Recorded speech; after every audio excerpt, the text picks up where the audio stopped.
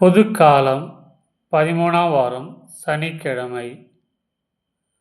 தூய மத்தேயு எழுதிய தூய நற்செய்தியிலிருந்து வாசகம்.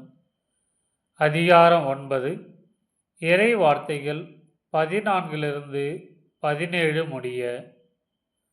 அக்காலத்தில் யோவானின் சீடர் இயேசுவிடம் வந்து, நாங்களும் பரிசேயரும் அதிகமாக நோன்பு இருக்க உம்முடைய சீடர்கள் ஏன் நோன்பிருப்பதில்லை என்றனர்.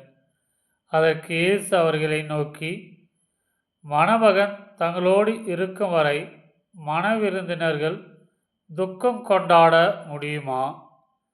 மணமகன் அவர்களை விட்டு பிரிய வேண்டிய காலம் வரும். அப்போது அவர்களும் நோன்பு இருப்பார்கள். மேலும் எவரும் பழைய ஆடையில் புதிய துணியை ஒட்டு போடுவதில்லை.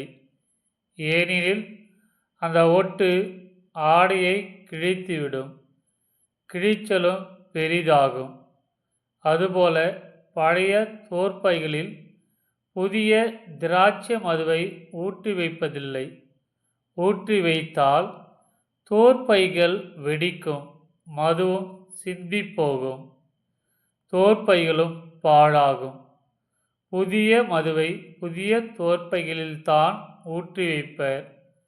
அப்போது இரண்டும் வீணாய் போகா என்றார். இது ஆண்டவரின் அருள்வாக்கு. கிறிஸ்துவே உமக்கு புகழ்.